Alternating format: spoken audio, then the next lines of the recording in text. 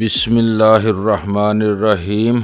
गुमनाम हीरो के मुअज़्ज़ज़ नाज़रीन, अस्सलामु अलैकुम। आइए चलते हैं कहानी की तरफ। सैकड़ों पुरअसरार कहानियाँ फैलने लगीं जिनमें हमारी मुदाखलत से डेविड के कत्ल तक की बाज़गश्त सुनाई देती, मगर अब बदनसीब रोज़ाली के साथ किसी मोहलक इत्तफाकी हादसे के अलावा कुछ भी नहीं सोचा जा सकता। जिस मुकाम पर रोज़ाली गर्क हुआ है वहाँ समंदर इस कदर गहरा है कि कोई भी जहाज के मलबे तक ना पहुंच सकेगा और हमारा राज हमेशा समंदर के सीने में दफन रहेगा।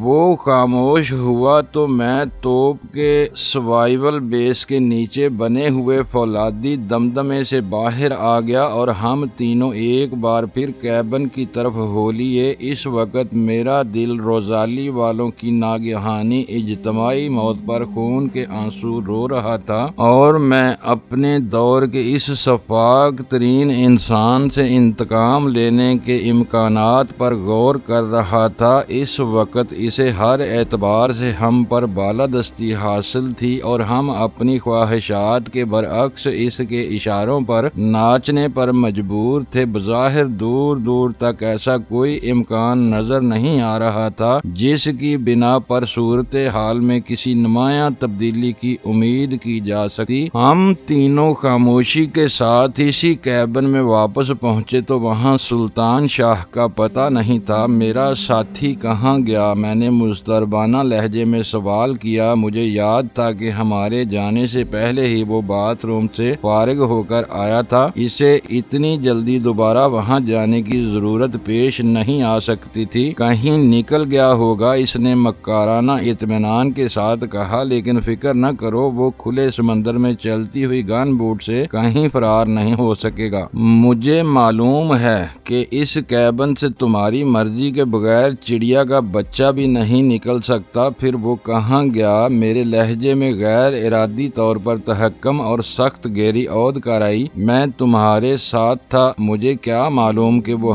कहाँ गया। इसका भी लहजा तेज हो गया, मगर वो एकदम आपे से बाहर नहीं हुआ था। तुमने एक तीर से दो शिकार किए हैं। मुझे रोज़ाली की तबाही का तमाशा दिखाने ऊपर ले गए और यहाँ से सुल्तान शाह को गायब करा दिया। ये याद रखना कि इसे कुछ हुआ तो मैं किसी को मुआफ नहीं करूँगा। वो जोर से हंस पड़ा। इसकी हंसी बहुत भयानक थी। अपनी और मेरी हैसियत का फर्क ना भूलो डैनी। मैं अपनी मर्जी का मालिक हूँ और तुम मेरे एक मजबूर कैदी। अगर तुम इसी तरह हज़ियान बकते रहे तो ऐसा न हो कि जिंदा होने के बावजूद तुम अपने लिए इबरत का एक शाहकार बन जाओ। गुस्से के बावजूद मेरा जहन हाजिर था। मैंने महसूस कर लिया कि इसने मुश्तिल होकर मुझे हलाक करने की धमकी नहीं दी थी। शायद इसे मेरी जिंदा गिरफ्तारी का हुक्म मिला हुआ था और इस बारे में वो मजबूर था।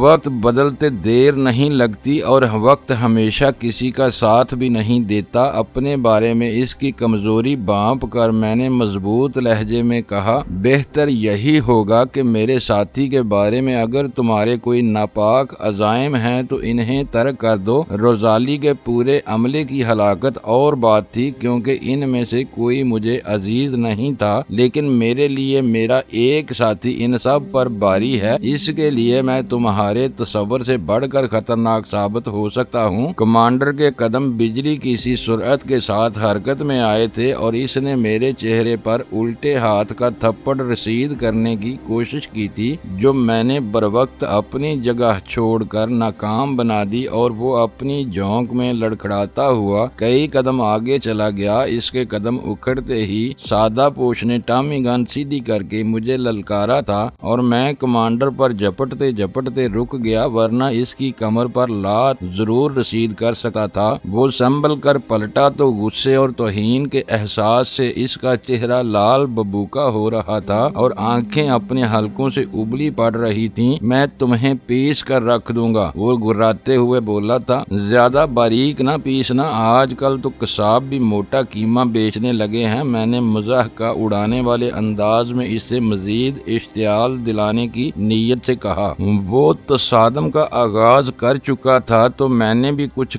कर गुजरने का फैसला कर लिया था। इस वक्त मेरे जहन में बेहतीरे रूह फरसा ख्यालात गुड मुड हो रहे थे, जिनमें ये खौफ सब पर हावी था कि डेल्टा कैंप में जिम्मी लाइट की आखिरी ख्वाहिश सुल्तान शाह को मुझसे अलग करने की थी और इसने वीरा को सुल्तान के अगवा के लिए ही 2 मददगारों के साथ भेजा था। लेकिन बाजी पलट गई और हम इन दोनों मददगारों को खत्म करके वीरा के साथ डेल्टा कैंप से फरार हो गए। बज़ाहिर डेल्टा कैंप का मार्का पूरे तसलसल के साथ जारी था। हम कैंप से चिथाम पहुंचकर रोजाली के जरिए बरतानिया से निकलने में कामयाब हो गए थे, लेकिन तवील वक्फे के बाद आखिरकार जिम्मी लाइट के आदमियों ने रोजाली पर दावा बोलकर हमें अपना कैदी बना लिया था। इस मौका पर मंतकी तौर पर कमांडर की ख्वाहिश वही होनी चाहिए थी जिसे जिम्मी लाइट डेल्टा कैंप में वीरा के जरिए पूरा नहीं करा सका था, यानी मुझे जिंदा कैदी बनाकर सुल्तान शाह को मुझसे अलग करना और फिर इसे कत्ल करा देना। मैंने डेल्टा कैंप में ही महसूस कर लिया था कि जिम्मी लाइट सुल्तान शाह से हमेशा के लिए छुटकारा हासिल करना चाहता था, लेकिन इससे मेरी करीबी तल्लक की बिना पर इसे मेरे सामने नहीं मरवाना चाहता था। और अब कमांडर ने भी वही काम कर दिखाया था कि मैं इसका असीर था और सुल्तान शाह गायब था। कमांडर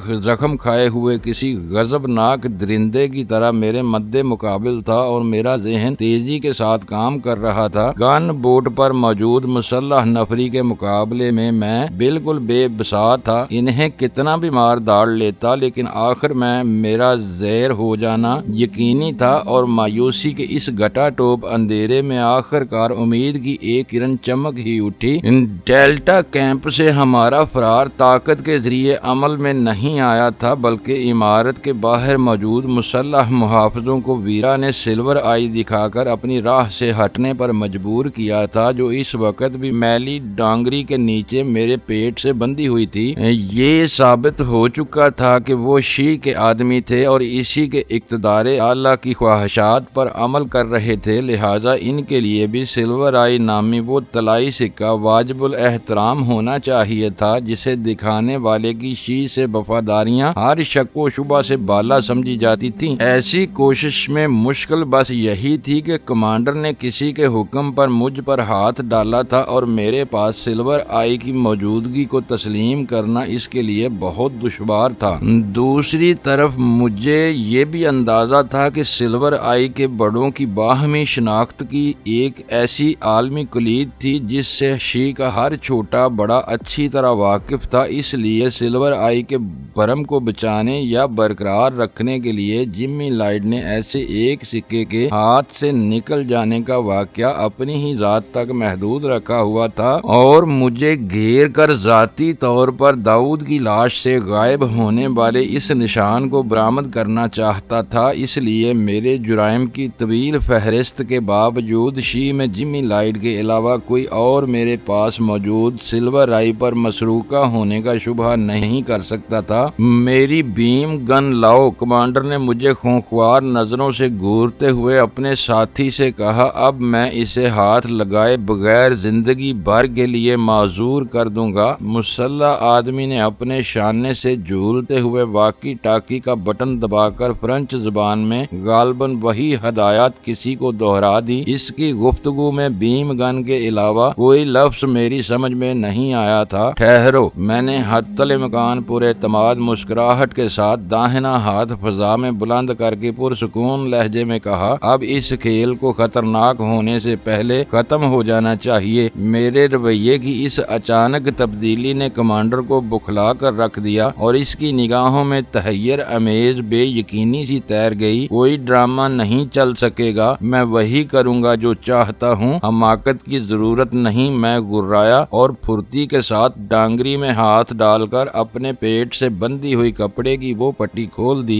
जिसमें नकरई आंख वाला तलाई सिक्का बंधा हुआ था। खबरदार, जो कोई हथियार निकाला, कमांडर दाड़ा था, ये पट्टी फेंक कर हाथ उठा लो वरना गोली मार दूंगा। ये कहते हुए इसने फुर्ती के साथ अपना पिस्तौल निकाल लिया था। मेरे जहन में अचानक डेविड की जिंदगी के आखिरी लम्हात घूम गए। कमांडर अगर अहकाम की खिलाफ वर्जी करते हुए इज़्तिरारी हालत में मुझे गोली मार देता तो बाद में इसे जो सजा मिलती सो मिलती, मगर मेरी जिंदगी वापस लौटना नामुमकिन थी। इसलिए मैंने बिला ताखीर वो पट्टी कालीन पर फेंक कर अपने हाथ उठा दिए। पट्टी को देखोगे तो अपना सर पीटते रह जाओगे। मैंने निचला होंठ दांतों में दबाकर कहा, मैं अपनी शनाख्त करानी चाह रहा था, तुम अपना काम पूरा कर चुके हो। जख्मी हथेली के बाद अब किसी शनाख्त की जरूरत नहीं रही। वो कालीन पर पड़ी हुई पट्टी को नजरअंदाज करते हुए बोला, मैं अच्छी तरह तुम्हें पहचान चुका हूँ। तुम्हारी कोई मकारी अब तुम्हारे काम नहीं आएगी। मुझे लम्हा भर के लिए खौफ हुआ कि इस वक्त सिल्वर आई मेरी तहवील से निकल चुकी थी, मगर उम्मीद ये थी कि इन लोगों में इस शनाख्ती सिक्के की जो वक़्त थी, इसकी बिना पर वो मुझे इससे महरूम करने की जुर्रत नहीं कर सकेंगे। पट्टी खोल कर देखो। चंद सानियों तक इसे घूरते रहने के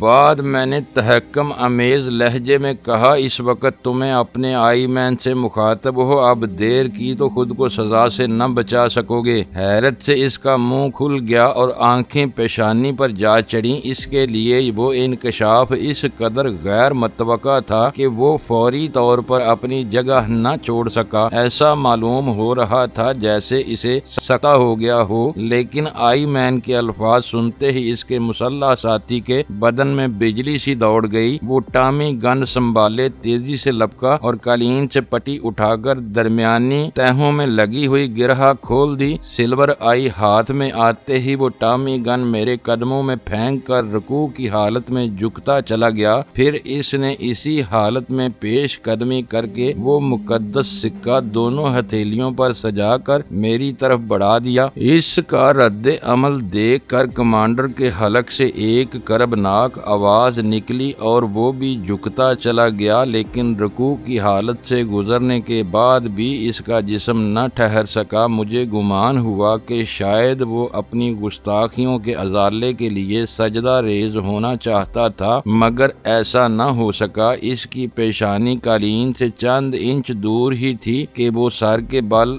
लड़खड़ा कर कालीन पर गिरा और साकित हो गया। हैरत और खौफ की शिद्दत से वो मूजी शायद बेहोश हो गया था। उठो, मैंने दूसरे की हथेली से सिल्वर आई उठाते हुए तहकुमाना लहजे में कहा और वो कांपते हुए मेरे रूबरू सीधा खड़ा हो गया। इसकी पिंडलियां वाज़े तौर पर कांप रही थी, चेहरा खौफ से जर्द पड़ गया था और आंखें कालीन की तरफ झुकी हुई थीं। मेरे दिल में ख्वाहिश पैदा हुई कि अपने कदमों में पड़ी हुई टामी गन उठा लूं, लेकिन मेरे लिए वो इम्तिहान का लम्हा था। ऐसी कोई भी हरकत शी के एक आई मैन के वकार के मुनाफी समझी जा सकती थी। कमांडर झुकते हुए कालीन पर ढेर हुआ था, इसलिए बाएं पहलू पर गिरने के बावजूद इसके घुटने पेट की तरफ सिमटे हुए थे। मैंने ठोकर से इसके बाएं रुखसार पर जोर देकर इसका चेहरा ऊपर घुमाया तो इसकी फटी फटी बेरौनक आंखों में मौत ठहरी हुई नजर आई और मेरे वजूद में मायूसी की लहर दौड़ गई।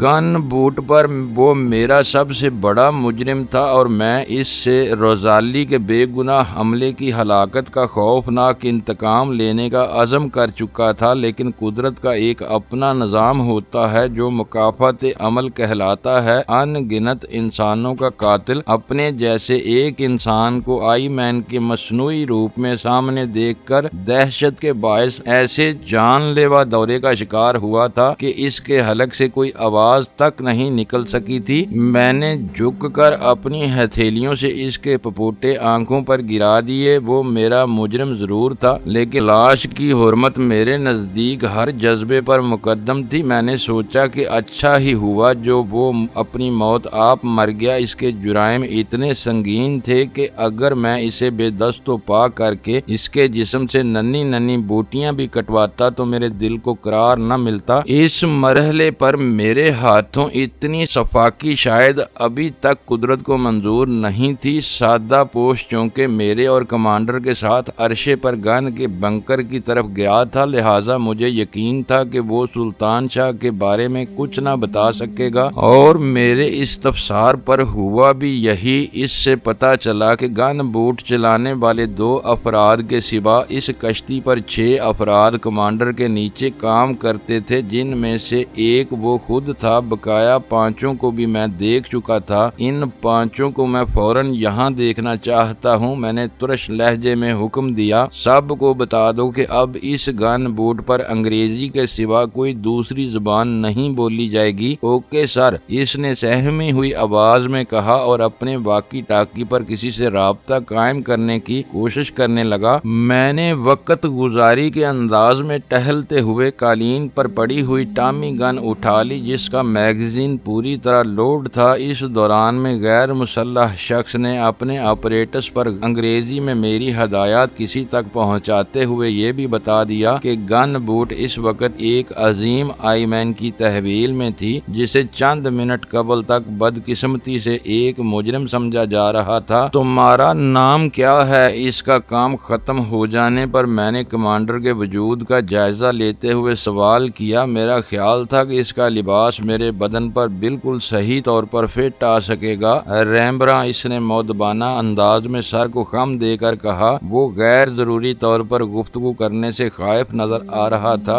ये कब से तुम्हारा कमांडर था? मैंने लाश की तरफ इशारा करते हुए पूछा। मैं शुरू से मोसियो शियोन के लिए काम करता आ रहा हूँ। शियोन के बारे में तुम्हारी राय क्या थी? इसने मेरे चेहरे की तरफ देखना चाहा, लेकिन मुझे पूरी तरह अपनी तरफ मतवज्जे पाकर बुखलाकर फिर नजरें नीची कर लीं। मोसियो शियोन बहुत ज़हीन अफसर थे, तंजीम के लिए अपनी जान भी दे सकते थे। पता नहीं तुम्हारे मामले में बदकिस्मती ने क्यों इनकी अकल पर पर्दे डाल रखे थे।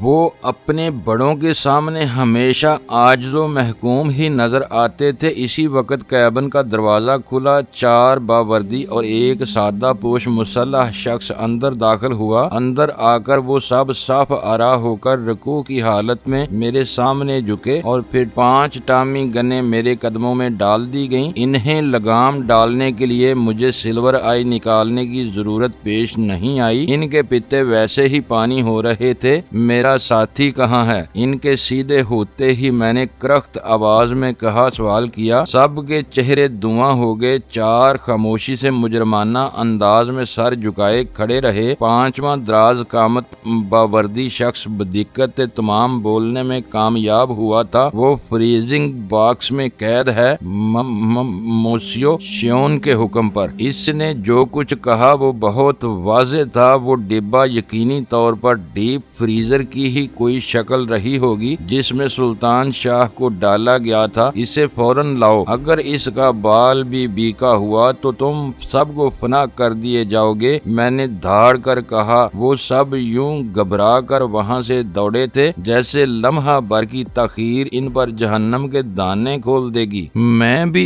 इस तरार के आलम में इनके पीछे लपका था। इस वक्त अंदाजा हुआ कि गन बूट पर अरशे से नीचे सिर्फ 2 मंजिलें थीं। दरमियानी मंजिल पर कैबिन थे और निचली मंजिल पर इंजन रूम वगैरह वाक़या था। गन का देव हैकल फौलादी ढांचा नीचे की तरफ बतदरीज फैलता हुआ जहाज की तह तक चला गया था। वहीं एक रोशन कमरे में वो सब घुसे थे। इस कमरे में दीगर आलात के अलावा 2 कदे आदम संदूक भी खड़े थे जिनके दरवाजे शीशे के थे ताकि अंदर का मंजर नजर आता रहे। एक फ्रीजिंग बॉक्स खाली था जबकि दूसरे में सुल्तान शाह खड़ा हुआ नजर आ रहा था। इसके होंठ ठंड की ज्यादती से नीले पड़े हुए थे। सांस उखड़ उखड़ कर चल रही थी और आंखें बंद थी। गालबन सर्दी की शिद्दत से वो बेहोश हो चुका था। खाली संदूक को देखकर ये अंदाजा लगाया जा सकता था कि सुल्तान शाह बेहोश होने के बावजूद अपने कदमों पर खड़ा हुआ कैसे नजर आ रहा था। इसमें बगलों के मुकाम पर 2 मजबूत चर्मी तस्मे लगे हुए थे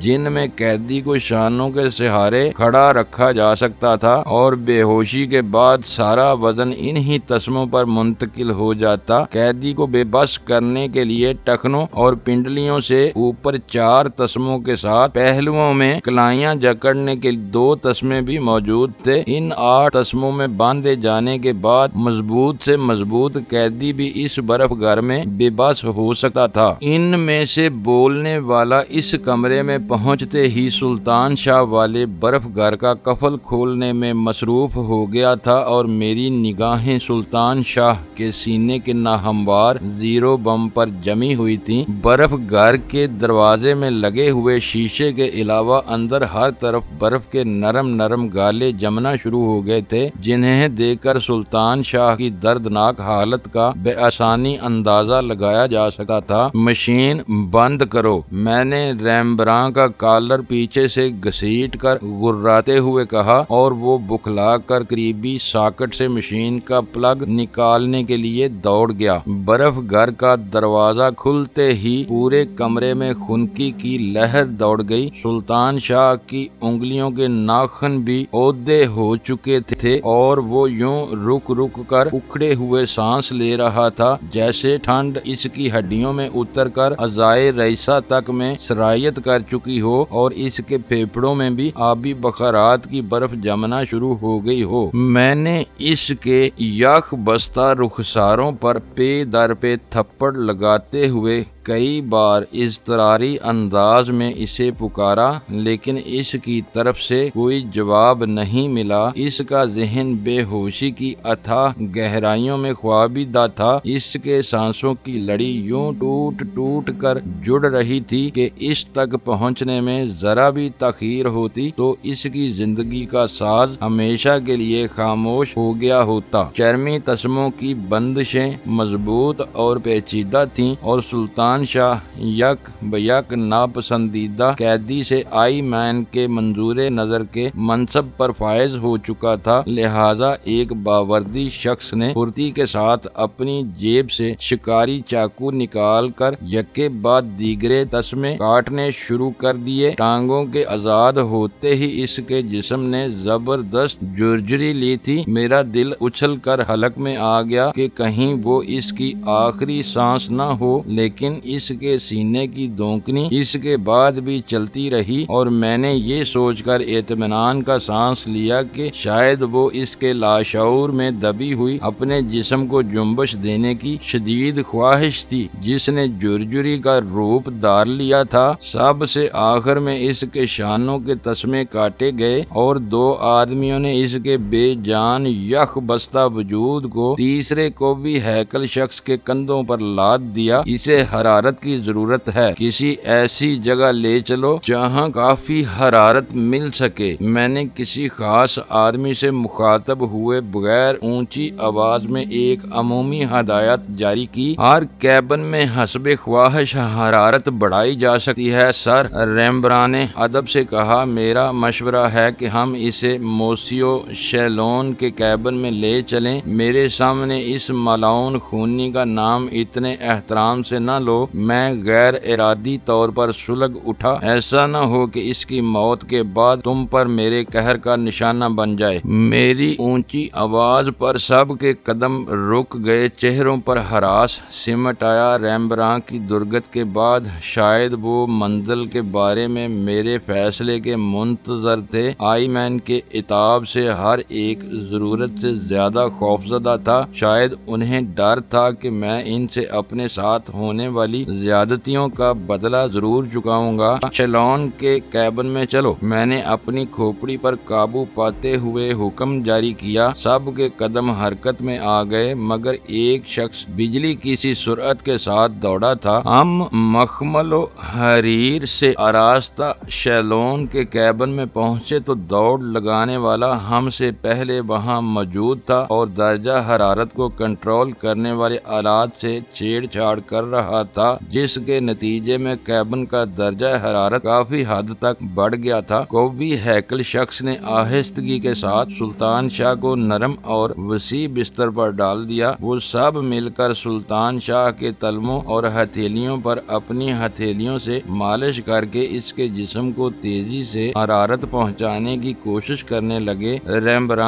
कैबिनेट से ब्रांडी की बोतल निकाल लाया। मैं इसे खामोशी के साथ गिलास में ब्रांडी उंडेलते देखता रहा। इस वक्त मेरे दिलो दिमाग में एक अजीब कशमकश जारी थी। सुल्तान शाह ने अपनी जिंदगी में कभी शराब की एक बूंद भी नहीं चखी थी, मगर अब इसके यख बस्ता बदन को हरारत की फौरी जरूरत थी, जिसके लिए ब्रांडी एक बेहतरीन जरिया हो सकती थी। रैम्ब्रा का अमल अपनी जगह दुरुस्त था, मगर सुल्तान की हाबतर हालत को देखते हुए मैं इसकी जिंदगी या मौत के बारे में बहुत ज्यादा पुरयकीन नहीं था। अगर इसका आखिरी वक्त आ ही गया था तो मुहज जिंदगी की झूठी उम्मीदें इसके मुंह में ब्रांडी उंडेल कर मुझे इसकी सारी जिंदगी का पिंदार तोड़ने का कोई हक हासिल नहीं था, क्योंकि हराम और हलाल के लिए मुकर्रर किए गए इल्हामी असूल इसने हमेशा अटल समझे थे। मैंने बढ़कर रैम्ब्रां के हाथ से ब्रांडी का गिलास ले लिया। इसे गुमान हुआ कि शायद मैं अपने हाथों से वो सियाल सुल्तान शाह के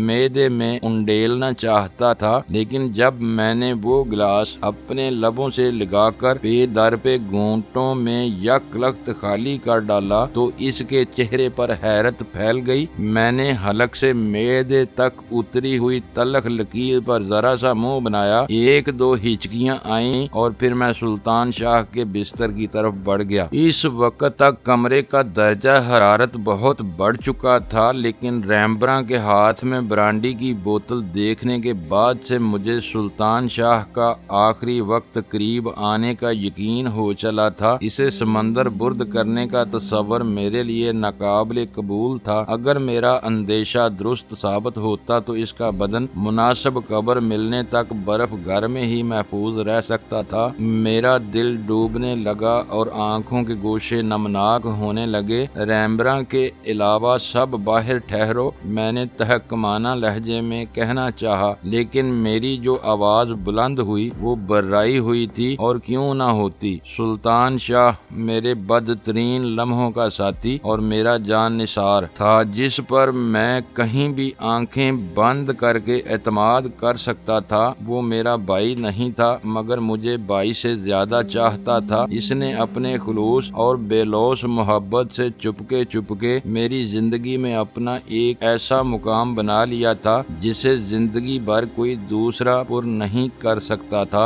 वो सब चले गए और मैं बिस्तर पर सुल्तान के करीब बैठ गया। इसे बर्फ घर की अजियत से निजात मिल चुकी थी, मगर इसकी हालत बिगड़ती ही जा रही थी। सांस बदस्तूर बेरब्त थे और हर बार सांस अंदर लेते हुए इसका सारा बदन बिस्तर से ऊपर उठ जाता था, जो सांस खारिज करते होने बेजान वजूद की तरह गिरता था। इसे बर्फ घर में किसने डाला था? मैंने अपनी जिल मिलाती हुई आंखों से रैम्ब्रां की तरफ देखते हुए सवाल किया। मैं नहीं था सर, इसने गड़गड़ा कर मेरे पैर थाम लिए। ये काम ओलेनी का हो सकता है, क्योंकि इसी ने तुम्हारे सवाल का जवाब दिया था। हो सकता है कि किसी और ने भी इसकी मदद की हो। मेरी आंखों में आंसुओं की चादर दबीज हो गई और जिल मिलाते हुए रंगा रंग सितारों के सिवा सब कुछ गायब हो गया। जो होना था इसे दुनिया की कोई ताकत नहीं टाल सकती थी। सुल्तान शाह को बर्फ घर में कैद कराने वाला शैलोन खुद हरकते कलब बंद होने से मर गया था और सुल्तान शाह अभी तक जिंदा था। इसकी जिंदगी के जितने सांस लिख दिए गए थे वो हर हाल में पूरे होने थे। इन्हें ना शैलोन कम कर सका न मैं बढ़ा सकता था, मगर ओलेनी का नाम मेरे दिल पर नक्श हो गया था। शैलोन की मौत के बाद अगर कोई मेरे इंतकाम का मुस्तहिक था तो वो ओलेनी ही था। वक्त की रफ्तार एक जगह थमी हुई महसूस हो रही थी। सर्द और कोहर आलूद मौसम में गन बूट खुले समंदर के सीने पर किसी ऐसी मंजिल की जानिब सफर कर रही थी जिससे मैं यकसर बेखबर था, और ना ही इस वक्त मेरे दिल में कोई बात जानने की ख्वाहिश बाकी रह गई थी। बूट के इस पुरतयश कैबिन में सुल्तान शाह मेरी निगाहों के सामने नरम और आरामदेह बिस्तर पर बेहिस्सो हरकत पड़ा हुआ था। इसका सांस बदस्तूर उखड़ उखड़ कर चल रहा था। अगर कोई मेरे इंतकाम का मुस्तहिक था तो वो ओलेनी ही था। वक्त की रफ्तार एक जगह थमी हुई महसूस हो रही थी। सर्द और कोहर आलूद मौसम में गन बूट खुले समंदर के सीने पर किसी ऐसी मंजिल की जानिब सफर कर रही थी जिससे मैं यकसर बेखबर था, और ना ही इस वक्त मेरे दिल में कोई बात जानने की ख्वाहिश बाकी रह गई थी। बूट के इस पुरतयश कैबिन में सुल्तान शाह मेरी निगाहों के सामने नरम और आरामदेह बिस्तर पर बेहिस्सो हरकत पड़ा हुआ था। इसका सांस बदस्तूर उखड़ उखड़ कर चल रहा था। नीले और सुते हुए हुए होंठों पर जिंदगी की हरारत मादूम थी और इसके चेहरे पर बेहोशी से कबल बर्फ घर की अजियत के तमाम आसार यूं सब्त होकर रह गए थे जैसे वो जिंदा इंसान के बजाय बर्फानी मौत के किसी सदियों पुराने शाहकार की हनूत शुदा मम्मी हो, जिसके चेहरे के तासरात और नकूश वक्त के बेरहम हाथ भी आज तक न खुरच सके। आंसुओं की चादर से झिलमिलाई हुई मेरी धुंधली आंखें अपने इस अजीज दोस्त और हम सफर के चेहरे पर मरकूज थीं, जो जर्रा देर पहले जिंदगी के पूरे जोश और जज्बे से सरशार था, मगर अब मौत इसकी दहलीज पर दस्तक दे रही थी। मैं नोशी मेरी एक बहुत बुरी आदत थी जिस पर मैंने कभी नाज नहीं किया था। जानता था कि मेरा वो शौक गुनाह कबीरा था, मगर मैं अपनी कमजोरी से मजबूर था। सामने होती तो इससे ग्रेज मेरे बस से बाहर हो जाता था। ये जरूर था कि सुरूर की बात दीगर थी, लेकिन वो कभी मेरे सर पर चढ़कर नहीं नाची थी। मुझे हमेशा अपनी सोच और अमालो अफआल पर पूरी तरह इख्तियार रहता था, लेकिन इन जज्बाती लम्हात में मैंने महज सुल्तान शाह के पंदार को बचाने के लिए रैम्बरा से लेकर ब्रांडी का जो गिलास अपने मेदे में उंडेला था, वो अपना रंग दिखाता महसूस हो रहा था, जिसकी वजह से मेरे दिल पर छाई हुई रिकत और मायूसी की लहर लम्हा बेलम्हा गहरी होती जा रही थी। ये मर गया तो मैं औलीनी की जिंदगी को इबरत का ऐसा शाहकार बना दूंगा कि उसे देखने वाले इसे मौत की दुआएं देने पर मजबूर हो जाया करेंगे। मैंने कई सानियों की खामोशी के बाद बर्राई हुई कहर आलूद आवाज में कहा, कोई तुम्हारा रास्ता रोकने की जुर्रत न कर सकेगा। रैम्बरा ने सहमी हुई आवाज में हकलाते हुए कहा, अवलीनी ने जो कुछ किया अपनी मर्जी से नहीं बल्कि शैलोन के हुक्म पर किया होगा, मगर फिर भी वो सजावार है कि इसने ऐसा क्यों किया। इसे तो जिंदा कोल्लू में डालकर पिलवा देना चाहिए। मैं चौंक पड़ा। मैंने अपनी हथेली की पुष्ट से अपनी आंखों में तैरते हुए आंसू साफ किए और गौर से रैम्बरा की तरफ देखा, जो मेरे कदमों में सर झुकाए कालीन पर बैठा हुआ था। सिल्वर आई देख लेने के बाद से वो मेरे मुकाम और मर्तबे से खौफजदा था। इसे अच्छी तरह मालूम था कि शी में किसी भी आई मैन को अपने आदमियों के मुकद्दर के फैसले करने का इख्तियार मुतलक हासिल होता है, मगर फिर भी वो बेजमीर नहीं था। इसने मेरे अल्फाज की तायद करते हुए लफ्जों की आड़ में बड़ी खूबसूरती के साथ मुझे ये जता दिया था कि औलीनी ने सुल्तान शाह पर वो सितम अपनी मर्जी से नहीं डाया था। वो खुद शैलोन के हुक्म का ताबे था और इसने वही कुछ किया जिसका इसे हुक्म दिया गया था। इसे इल्हाम नहीं हो सकता था कि जिस कैदी को वो बर्फ घर में ठोंसने जा रहा था, वो कुछ देर बाद शी के